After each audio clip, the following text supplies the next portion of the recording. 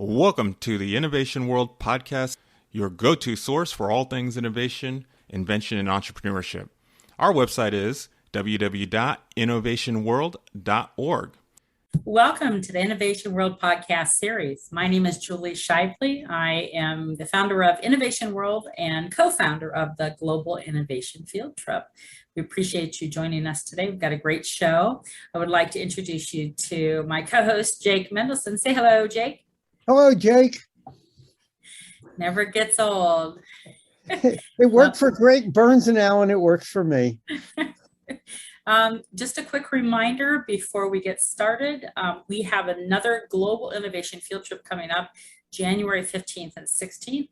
The Global Innovation Field Trip, affectionately known as GIFT, is a 24-hour online multi-country celebration of young innovators and programs to inspire and promote innovation. If you're a young innovator and would like to present and talk about what you're doing with the world, we would love to have you. Go to globalinnovationfieldtrip.org, sign up. And if you're a program leader that is inspiring innovation, same thing. Go out to globalinnovationfieldtrip.org, sign up, and we'll have you as a guest on the January 15-16 show. It lasts 24 hours, but you're not there 24 hours. You select a 10 or a 20-minute presentation, and then you can share during your time. And by the way, it's absolutely free. So please join us. We have to date 472 presentations over the last 7 events. That was 700 and some presenters, can't remember, from 47 different countries. So it's your time to be on the Global Innovation Field Trip. All right, with that, I'm so excited to introduce our guest today, Ms. Luz del Carmen Rubio. And Luz, why don't you tell us a little bit about yourself and then go ahead and tell us what you innovated, and then I think we'll have some questions for you at the end. Great. My name is Luz del Carmen Rubio, like you said. I'm 14 years old and I go to middle college high school. My invention is for figure skaters because I'm a figure skater and I have been for about 6 years now. So it's been a really big part of my life and I love it so very much. I started this kind of invention journey in the 7th grade. My old middle school had like this after school program. We called it ASE. I cannot tell you what it stands for. I'm sure I was told, I don't remember. I'd probably find a booklet somewhere. But we had this, there was about 11 of us. I think one person dropped out by the second meeting, but it was the entire year. The goal was find a problem around you and invent the solution. About 6 of us created something. 2 of us went to California Invention Convention, and then I was only one who has gone this far. I was a top 10 finalist in the US Nationals, and then I made it all the way through the Global Invention Challenge. Yes, that's the coolest thing I'm ever going to say in my entire life. But basically, as a figure skater, I am practicing all the time. In order to get better, you need to train every day and night. It's like you got to be in it to win it. That's kind of what you got to do. And when COVID happened, the rinks closed, everything was shut down. Everyone knows, like, you just stayed at home and did nothing. But as a figure skater, I couldn't do that. I needed to continue training and getting better. So the problem that I found was that I could work out to get like stronger legs for higher jumps and stuff, but I couldn't like do anything for my spins. And that's a big part of skating. There's spins, there's jumps, there's choreography. You got to work them all to get to be that all-around skater. So that was the problem that I isolated. And then I went into fixing it. There are dance spinners out there for dancers, but skaters and dancers don't spin the same way. So I was like, okay, I can't use this. I have used them and they don't work. So then I went to maybe I should just fix the dance spinner. When that didn't work, I was like, all right, let's just create a new spinner altogether and start from scratch. And that's really where this idea kind of came to be. Looking at my skates, I wanted a way to be able to spin with them on, because you're never gonna get the feeling of spinning on the ice without your skates on. So that's where the idea of creating the first spinner with your skates being on to be able to use them came. And this is the only one I've ever seen that allows that you can spin with your skates on. So the way it works is there's a canal in the spinner that you slide your blade in, and then you can push off and start spinning. So that was like the magic key. That was like the great innovation. I was like, all right, this is super cool. Like, this is practically a product now. And since I've created that, we've gone through like so many tests. I've 3D printed it. I've done it in resin. Like we're really mixing up the materials. I'm like really excited and happy about it. But I've just gone through so much with this thing and I love it so much. And I can't wait to like put it out in the world and like have it help skaters because, you know, even without COVID, skating is really expensive. And I know when I was like little, sometimes it was hard to pay for ice time every single day. And that's really what you got to do to get better. So even though the spinner can be used as like a training mechanism and stuff, I'm really hoping that skaters who can't really afford to go every single day can use this to continue their training no matter what. Wow, fantastic, fantastic. So I have a question. You talked about you can't wait till this gets out into the real world. Do you have a plan to do that? I do have a plan, but I mean, I've always been taught school comes first, school before skating, school before his friend. So I've been swamped with school right now. I'm in high school, everything's kind of coming at me a million miles an hour. My plan is I need to work out all the kinks because there are still some problems with it, so it doesn't like go so smoothly as I want it to go. I really want to give it to skaters, have them test it so I can get everything that's wrong with it out so it's like perfect. And I need to get a patent. So I was working on a patent and unfortunately my dad was diagnosed with cancer and he's really been helping me with this. So that kind of really slowed down my process of trying to get this patent and getting everything situated. So things have kind of like pumped the brakes a little bit, but I'm still really trying to get this out there. Luz, what type of patent are you working on right now, or were you working on? I want to get a design patent. Okay, great, great. Okay. Wow. I have a couple of questions for you as well. Have you made a video yet of it in action, or is your prototype not to the point where you can show it and trial it like that? I have like one video of me using it in action. It's not the best. I really want to get a better version of it. The prototype, some of them are better than others. I'm gonna put it like that. Some of them are better than others. Some of them I can use for a long time and some of them break kind of like an hour into practicing. So I have like a video, but it's not the best. Okay. I was just curious because for the non-skaters like me, and I don't know, Jake, he might be a real figure skater, but for the non-skater like me, it would be so much easier to understand what you were doing if you had an image of somebody skating and practicing spins on the ice and then showing how you do it off ice with the 360 spinner. Mm-hmm.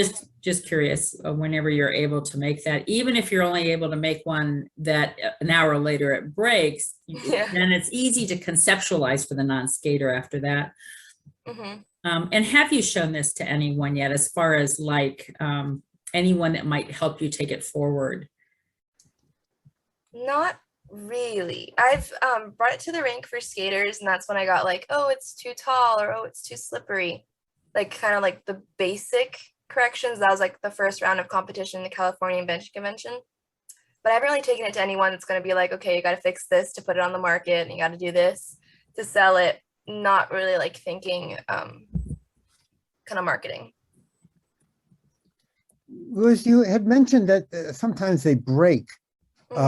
Why are they breaking? Is it the material or something else? Or I have it's a two-part mechanism. So there's the foot plate where your foot goes into, and there's a base plate with a ball bearing spinner. That's what makes it turn.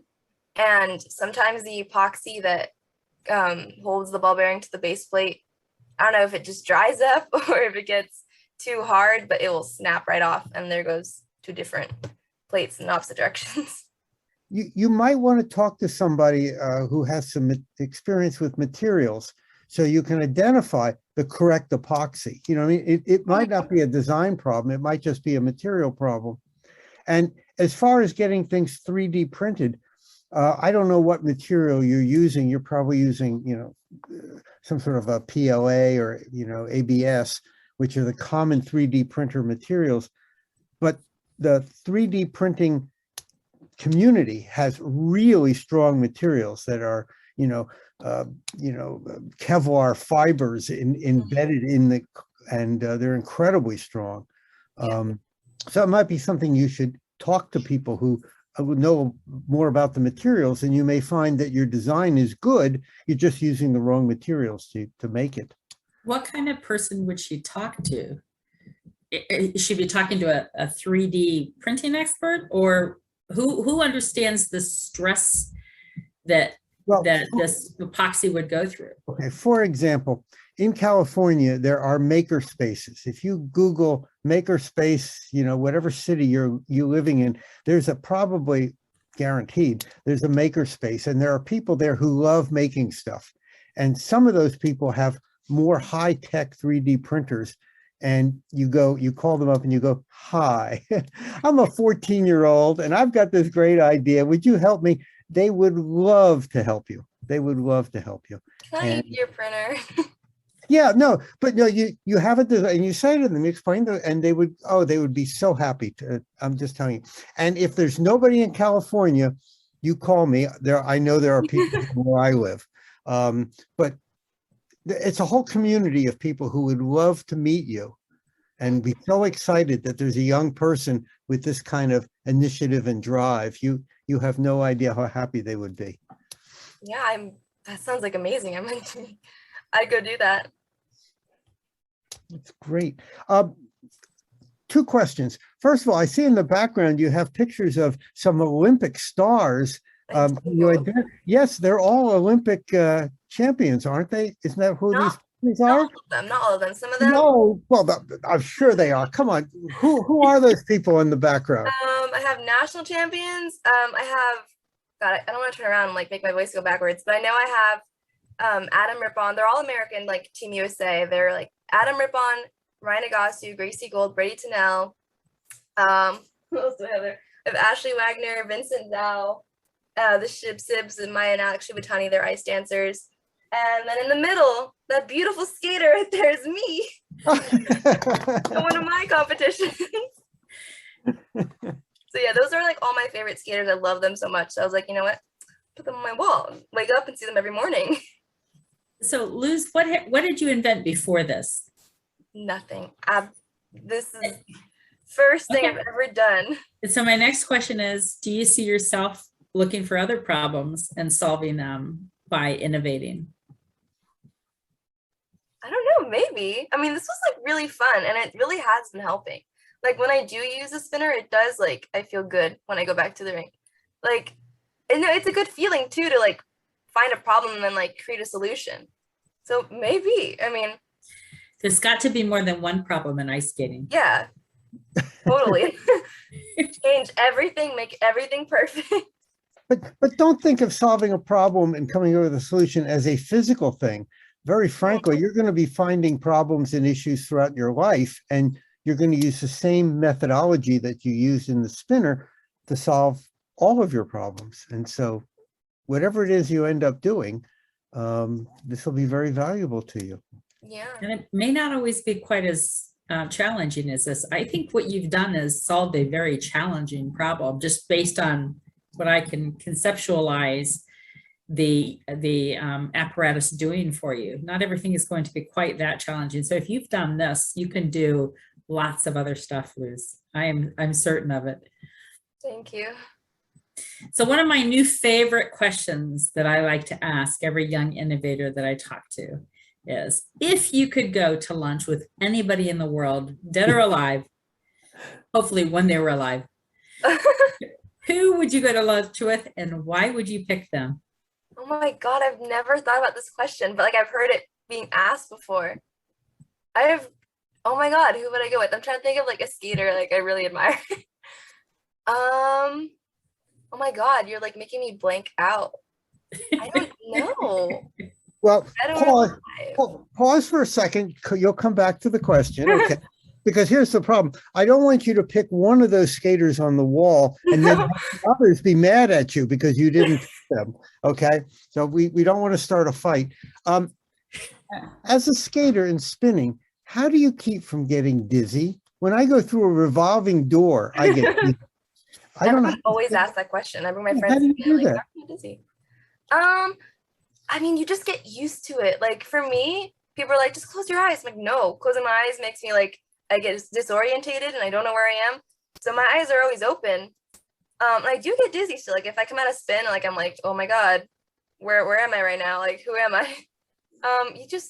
You learn how to deal with it. I mean, I'm sure you get a lot more dizzy like when you first start out, but like now I've gotten used to it. I just kind of like deal with it. It doesn't really bother me. I think I've asked you this before, but it's not like a dancer who keeps their eye on one spot as they turn each time, right? No, we don't. Different for some reason it's different for a ice skater. Well, in spins and jumps, you keep your head straight, because if you look that way, you're gonna fall that way, because you're on a 1/4-inch blade. So any movement, you're gonna go off your center, and there you go on the floor. So what is the hardest part of skating? Is it the spinning, or is it something that's even more difficult? I mean, everything is hard in skating. You have to practice to get good at everything. It jumps. It's different for every skater, because sometimes skaters are like really good at spins, but really bad at jumps, or they're really good at choreography, but they just cannot land their jumps. For me, it's really ironic. I love choreography and jumping. Spins are not my strong suit, and they're not my favorite. But I mean, my old coach, he was a specialist in spins. Like if you wanted to learn how to do a hard spin, you go to him. So I guess in a way, it's his fault that I did this for the spin. Have you shown your spinner to him? No, I haven't. moved away. Oh, the world of the internet. I know. Come on, Luz. Like there's no texting or calling. He would be so proud of He moved to you. Mars, so there's no internet there. What's his name? We want to give him some credit in this podcast. My old Inspired you. His name was Josh Figueredo. Great. Send him a link to the podcast. I will. And getting the so another technical question. You have long hair. Does it get in the way while you're dancing? Isn't it gonna? Yes, it does. I always have my hair in a bun. Every day, every time I skate. Sometimes girls, well, my hair's thick too, so it's heavy. But sometimes girls have like thin, short hair. They can do ponytails and stuff. Me, no. Every day it's got to be in a bun, or else I'm gonna be off my balance, off my rocker, and fall over. That's where that comes from, I guess. Okay, we're coming back to the question about having lunch. Oh, you distracted me. I couldn't think of anybody.